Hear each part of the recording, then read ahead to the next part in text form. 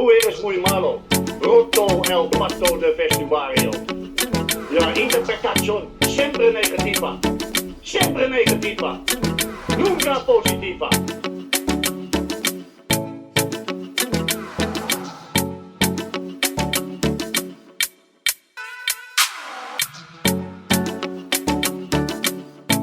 Sevilla 1, Barcelona 4, Real Madrid 1, Atletico Madrid 1, Real Madrid 50, Atletico Madrid 49, Barcelona 48. There is league in Spain. This is Siempre Positivo. I'm Sam Marsden, joined by Rick Sharma and Toni Marti. Rick, all good? All good. Eating a piece of toast, hopefully not too loudly to interfere with the recording, but yeah, good. Toni, ¿qué tal? Nice romantic weekend in Seville with Tech?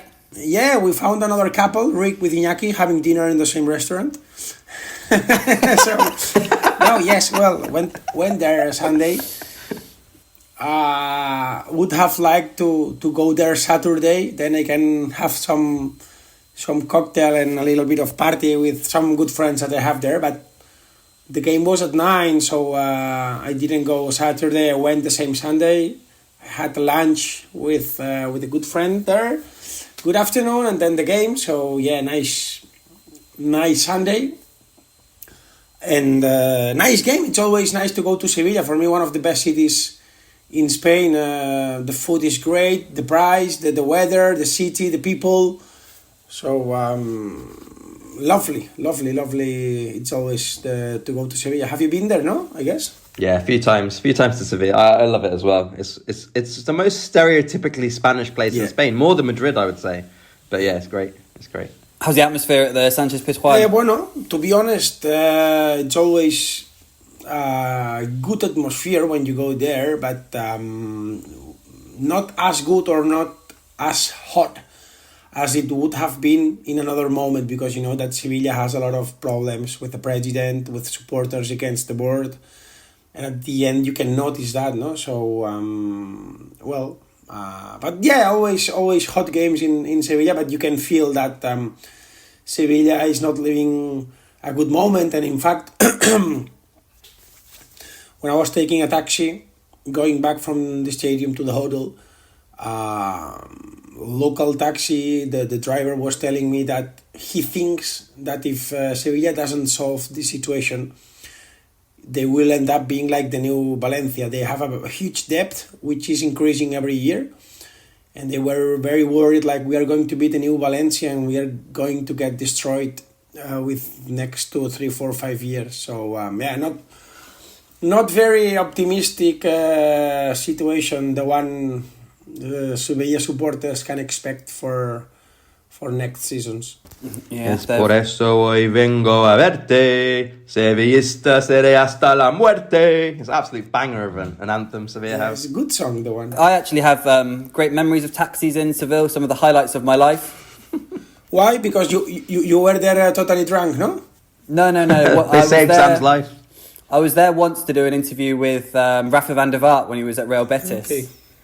And I was getting a taxi to Betis' training ground, and for some reason, I don't know why, because players don't get taxis or whatnot, but the taxi driver asked me if I was a new signing for Real Betis. So I took that as a big compliment.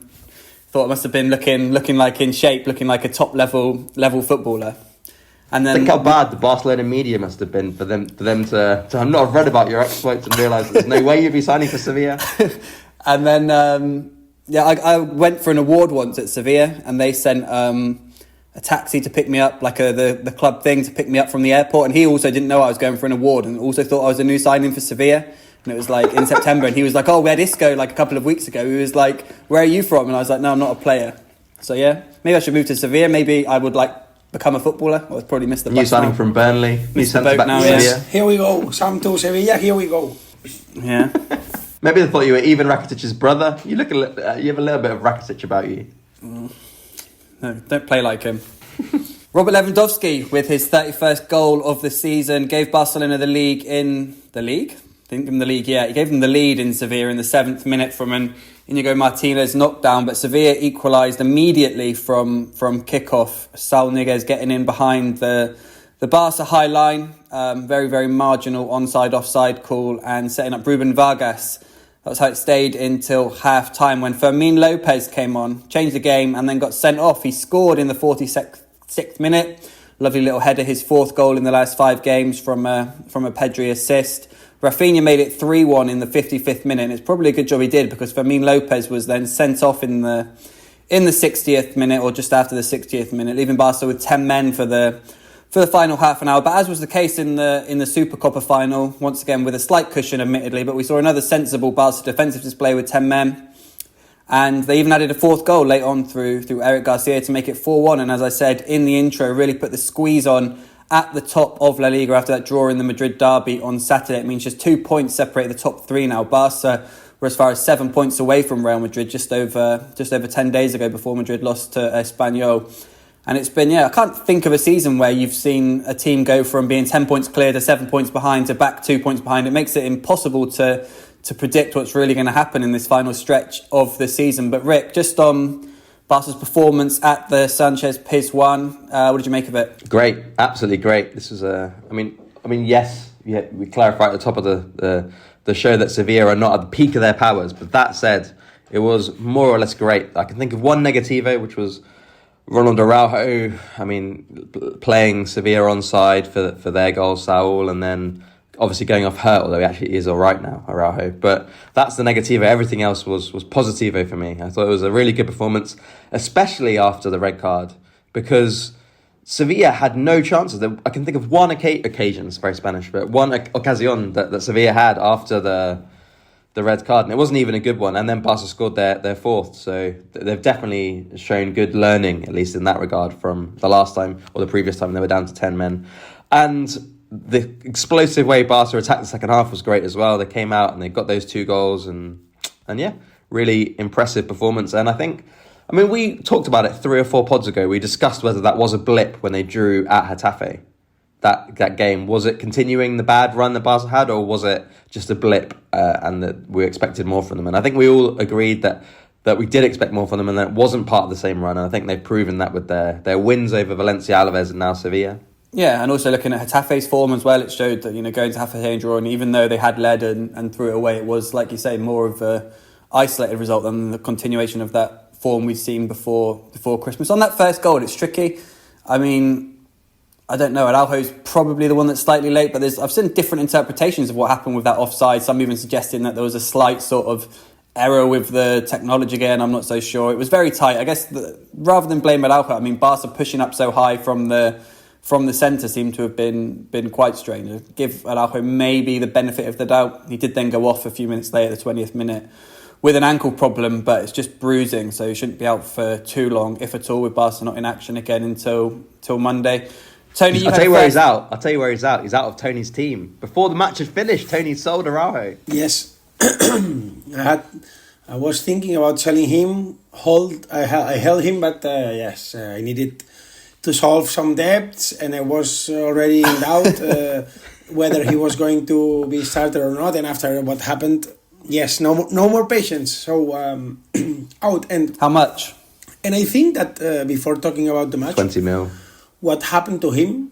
I'm not an expert, but I'm sure it's related with the stress that he has received in the last months. It's nowadays science, or they always say that is related with your body. After all what happened in January, all these things, when the players are like stressed or worried about some situations, then they got more injured. And you will tell me, but it was not muscular, it was like an ankle. Yeah, but these things normally happen when you are not relaxed. Messi was also injured when things were not clear around him or at the beginning of his career or something like this. So let's see what happens with Ronald, because right now Inigo is back, he's in good shape and getting problems. And now about the game.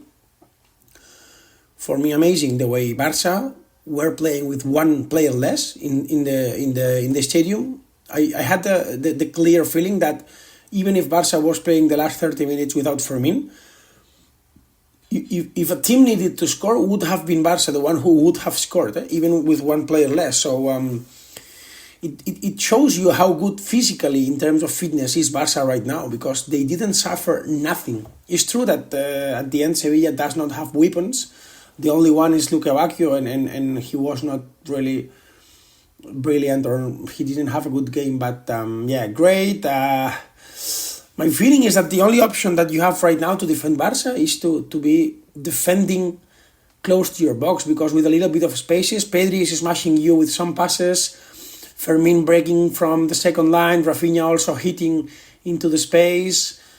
It's the perfect situation of Barca in terms of a squad, in terms of self-confidence. Flick said before the game that every player wants to show how good he is. So at the end, the team right now is like a machine who works, which works alone, almost without a director. Fermin plays and is top. Rafinha does his homework. Frankie de Jong also top.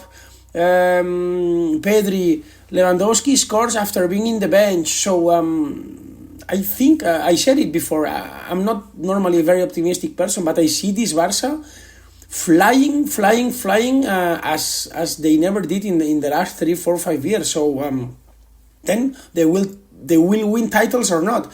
And when we said about La Liga, I said no way Barca is not going to win, but I also said in the last spot, only if Madrid dropped points. So they dropped point in only if Madrid drop points in the next 1, 2, 3 weeks when they will have these playoffs. After that, difficult, but they lost 5 points. So Barca is going to fight for everything. Yeah, and with the state of Madrid's injuries at the moment in defence, you wouldn't rule them out dropping more points this weekend at Osasuna in between those two Man City ties. We'll obviously see how the Man City goes on Tuesday.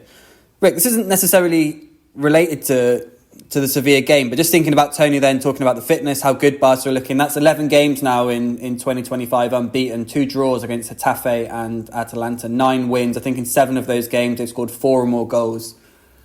Do you think we're able to cast any more light? Because obviously this was the form that we saw at the start of the season. And then we've seen this form again now, a run of 11 games. But we also saw that run in the middle, like not a short run of games, where they dropped a lot of points. Do you think we can cast any more light on what happened then?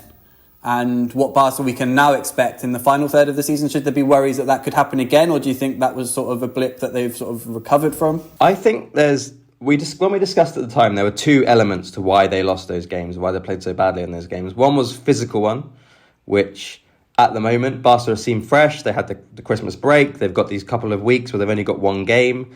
The next game is not till next Monday against Rayo. So hopefully that physically they'll get to the last few weeks of the season without deteriorating.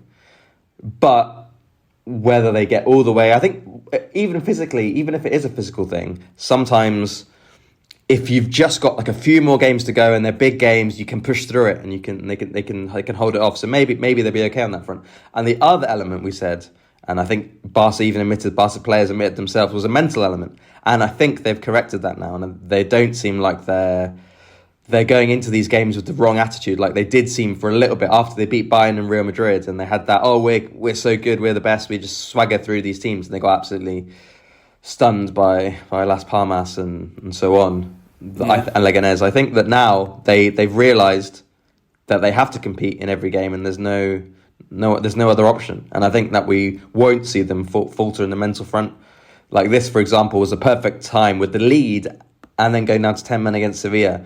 This was a game that 3 or 4 months ago I could see Barca losing, but they didn't even seem close to that against Sevilla. Yeah, I guess physically as well, there's much more depth now. I mean, Gavi and De Jong had come back sort of October, November time, but they were obviously, they needed minutes. They were nowhere near sort of match sharpness, etc. You didn't have Araujo, Garcia, etc. backing up. You had Martinez and Kubasi playing every game. We've seen Inigo Martinez rest. Well, he was injured, wasn't he? But then not be used sort of sparingly as he's come back, not had to be thrown straight back into it. We've seen Kubasi, well, they tried to rest Kubasi, but he obviously had to come on for Araujo early on against Sevilla. But you are seeing a little bit more rotation. Lewandowski resting for games, Ferran Torres playing, who also had injuries earlier in the season. And that is physically helpful, but it was also mentally helpful for not just mental refreshment, but also for, not that Lewandowski thinks Ferran Torres is taking his place and he's going to start all the games and Lewandowski be a reserve. But if you're Lewandowski seeing Ferran Torres score a hat-trick, then when you play, you want to then go out there and score a hat-trick and have people saying the same things about you on social media that they've been saying about Ferran. And same with Casado, De Jong. Like both of them, whenever they play, are thinking, I've got to play as well as I can, and then I'll be in the team for the next Not that game. Robert Lewandowski is getting nervous, but for me, yes, it was surprising the fact that before Sevilla's game, Hansi Flick announced on the press conference that Robert Lewandowski was going to be the starter. For me, it sounded like I don't want a debate to be created, and I want to stop the noise before everybody starts to speak like Chesney or Iñaki, who is going to play between Robert and Ferran, who. So for me, when you need to do this, is because for you, it's starting to have some doubts, or it would make sense to have the debate, because how many times any coach, Xavi or Flick, has needed to make it clear that Robert would start. We all know that Robert will start always, apart from rotations. So for me, the fact that you need to clarify Robert is going to start is that you are on the verge of starting a debate. Even if the numbers of Lewandowski are great, I think that the goal he scored is one of the most important for him, because after a hat-trick of Ferran, if he had missed a couple of chances in Sevilla, I think that I'm sure that right now we would be talking about in the TV shows or radio shows in Catalonia whether it's better to start with Ferran or Lewandowski. Yeah, for sure. It was important that he got that goal. It's 31st of the season, so it seems funny to have that debate, but there are certainly merits, and what's the opposite of merits, to having him in the team. But yeah, he deserves his place at the moment. Rafinha as well, his 24th goal of the season. Ridiculous numbers. But one player, Tony, we perhaps not spoken about so much is Pedri this season. Because there's been so much focus on Lamine Yamal, Rafinha, the guys sort of putting up the numbers in the final third. But could we make a case for Pedri being Barcelona's best player this season? Other than Chesney? No. Chesney's record speaks for itself. Tony will update it after every Barca game. Yeah. Tony's on a XT, expected tweet, exactly one per game on Chesney. You expecting tweets about Peña 0.0 because you only should tweet about players who play. So 0.0 expected tweets about. No, now to be honest, yeah, at some point Chesney will have a defeat. So I will stop tweeting this to avoid that someone tells me, hey, now they lost. So I will change the formula, no? Because somebody is waiting the first defeat to attack Chesney. I think it's obvious that he's improving. But this is another issue. About Pedri, obviously that I think, well, I wouldn't say he is the best player of the season of Barca, because if I have to pick one, I think you cannot pick Rafinha. You cannot not picking Rafinha. I mean, you have to pick Rafinha. He's unbelievable. 34 goals or assists, I think, in total. So it's crazy. But it's true.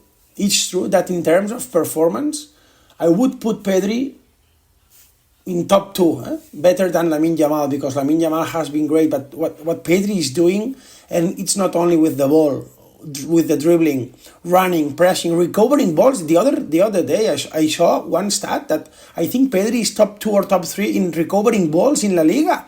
And no one imagines that. They think it's like, oh, wow, good assist. No. He's also getting the balls. He's doing everything.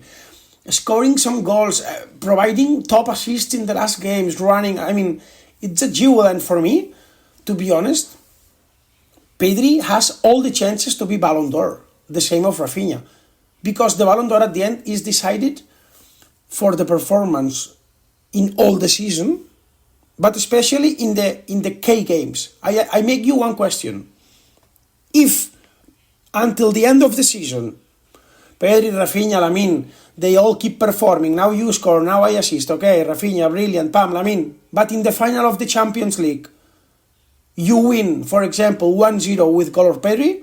Do you have reasons to tell me that it's not deserved the Ballon d'Or for Pedri? It depends, because it depends on. It's such a hypothetical argument. It's going far ahead. It's hypothetical. What I want to tell you is that it will be decided in K games who is the one who deserves the Ballon d'Or, because at the end is those games that make the difference. I agree with Tony, but I don't agree necessarily with that. If Pedri scores in the final, it would be him. What if in the semi-final, Barca play Real Madrid in the semi and Lamine scores in both legs? That kind of thing as well. But The semi-final against Real Madrid is also the K games. So what I want to tell you is at the end, K games are 3 or 4 games, and those who are able to perform better in the team that finally ends up winning the Champions League are those who are going to take the lead in the race for the Ballon d'Or. Didn't Rodri score the goal in the Champions League, the final? Yeah, we didn't win the Ballon d'Or that year. Yeah, it was the other season. Yeah, it's true. But they kind of tagged it on, because you just make your own Ballon d'Or debate up, don't you? It's like pick your own Ballon d'Or argument, and you pick the different pieces that you want together. So then you go, well, he also did this last year, and it's like, well, we're not judging last year. But for the record, I was Team Rodri. It's a good job Tony's not the guy who gets to vote for the Spanish media, or Tech will be getting a vote. No. Hey, no. We've had our Tech fun now. Let's be serious, because he's lost his dog. Yeah, no. He now recovered it. He's recovered. He's found the dog. Yeah, I was told that a guy with a little bit dark skin and glasses took the dog of Chesney, a guy who is journalist, works for AFP. But they have found the dog. Yes, they found it. Yeah, at the end, I think that Rick went to the police office and gave the dog to them. Lost it. He did. It was serious. He did lose his dog on Castelldefel's beach, didn't he? But they now just got it back. Yes. Yeah. Seriously, what do you think about the game of Chesney? He was top. I said to Sam, actually, it was his best game for Barca so far. Not in terms of... He made one good save. There was only one moment where he had to make a good save from Luca Bacchio overhead kick. But his actual performance was the most solid he's been. There were no moments in this game. Whereas in almost every other game, there's been moments where it's like, he's a bit awkward or looks a bit uncomfortable doing something. Where in this one, he looked just completely fine. No issues. Yeah. Tony, what do you... In all seriousness, just while we can't talk about Chesney all the time, but what do you think about, beyond his shot stopping and etc., just in isolation, what do you think about his sort of sweeping and when he comes off his line and clearing and stuff? What do you mean sweeping? What does it mean? When you come off your line and sort of to balls to over the top balls. or in behind, or because obviously a Barca keeper in the past is a bit more sort of subtle with his feet, whereas obviously he'll come off his line. I don't blame him for this. If it's what he's comfortable with, then he'll launch it longer. He'll go longer a lot more. But I don't know if I'm understanding your point. You are saying that with the ball on his feet to create play, he's not really good? Are you trying to say this? Not when the ball necessarily, when it's just like passing around, but when the ball's just coming off his line and stuff, basically. Like the Balde situation and stuff. When he comes off his line, he just looks a bit clumsy. And I'm not saying not to play him, just looks like a potential weakness. Did you know that with the ball on his feet, he has the double of accuracy of Iñaki? No, I'm not just talking about specific situations when the other team puts a long ball over the top, say, and he has to rush out of his goal to try and get there and deal with it. In Sevilla, he did it a couple of times and he was perfect. That's what I'm saying, but he launches it long or whatever. And it's not a comparison. I'm not saying it's not to compare with Iñaki, it's just to speak about Chesney in isolation. Just Chesney. It's probably the one point that is a bit worrying. The opposite. Because right now in Sevilla, he showed that he's doing it brilliant. He was so improved, easy. yeah. He gets there as a third centre-back, arrives there, puts the ball out, and the danger is gone. What is the problem with that? And it starts that with the feet he's better than Iñaki. So Tony, impenetrable no. on Tech. It's true. It's a factor. This is post Sevilla Barça siempre positivo. The post Benfica Barça, when Tech made several mistakes, we already did it, or we have to do the same chapter every week. Because if you want, we do the same chapter every week after Benfica Barça. We said that Tech had problems with this kind of actions and some means, but if you take a look in those actions in the game in Sevilla, the 3 times that Tech had to do it, he did it perfect. The right tempo, getting out from his box, putting the ball in the stands, and the play is over. 9 games. You think that's it then? You think that's solved? That's not a problem for him now, going forward? No. Why does he need to take risks? No. Doesn't need to take risks, no. It's perfect. 9 games, 9 goals conceded, only 1 per game. Much better than Iñaki. Yeah. Yeah, and he'll be right anyway because they can drop him for Ter Stegen in May for the big games. Let's see what happens. This is another issue, because I reported in Sport that Ter Stegen is convinced that he will be back on May, and they want the club to count on him for the crucial games. It's a similar situation, the one that Real Madrid lived last season with Courtois, being back just 3 weeks before the final of Champions League. He played 3 games in Liga and he was a starter in the final of Champions. So, in the hypothetical case that Barca reaches the final of Champions League, será una hot potato, patata caliente, the one that Hansi Flick will have on the table.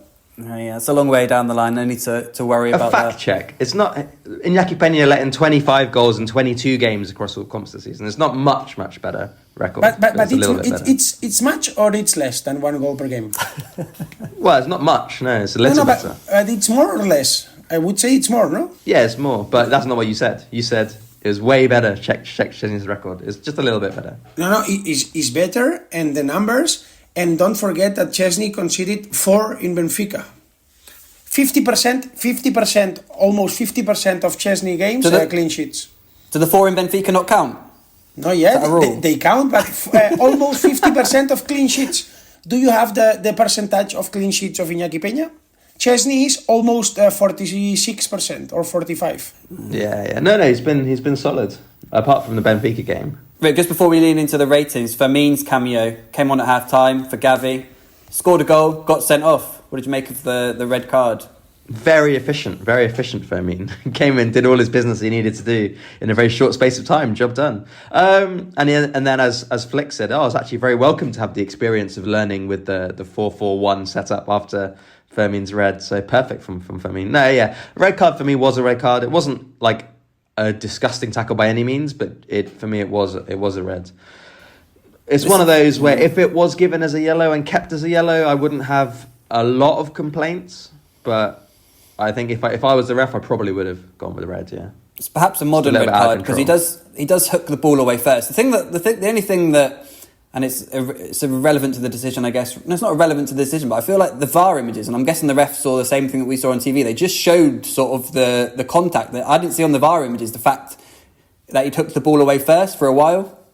I don't know if the ref even saw that, or if he just saw the clattering in. Do you know what I mean? Yeah, maybe. I think the thing that made the ref's mind up. 2 things actually. One is how high Fermin's foot is afterwards, and 2 is the fact that it looks like. And this is not Fermin's fault necessarily. It's just the way that Djibril Sow, is that how you say it? Sow was standing. Was that his leg on the floor looked like if it had been any different, the tackle, then it could have been a really horrible moment for Sow, like a leg breaker. Yeah, I don't know. It does. Yeah, it's a tricky one. It probably is a modern red card, but it's one of those where I don't know if VAR should get involved or not because it's so sort of on the line, but.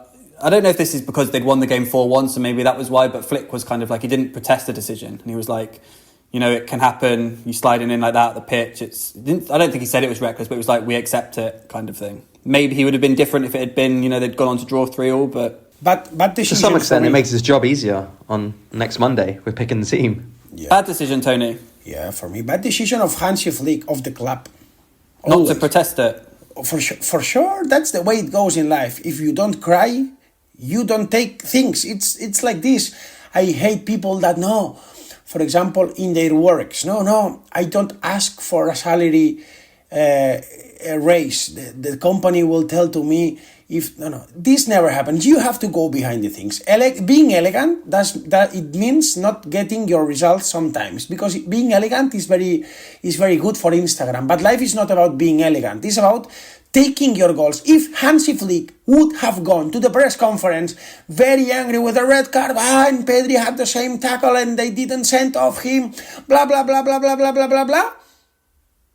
The next game, something similar happens and referees would be afraid to do this. You have to complain when you win. This is the way Madrid acts and works. That's what you need. You are competing right now. It's like you seem happy with the red card. And the next game, there will be debate and the referees will kill you. You have to put pressure and you have to create a circus. Oh, red card, incredible, blah, blah, blah, blah, blah. And then already you will get something, a penalty or whatever in the next game. That's what it is in life. It shouldn't be like this. It shouldn't be, but everybody does. You have to do it also. Flick's not going to do that though. He's been quite sort of clear on repeated occasions. No, he's not going to do. He's not going to do. But after the game in Getafe, after saying all the season, I'm not going to talk about the referees, he made some jokes. Wasn't it penalty? Wasn't believable? Marramiao. If you don't talk about referees, you don't talk never. Because this, Xavi, the people would have killed Xavi for this. This thing I didn't like from Flick. If you don't talk about referees, you talk never.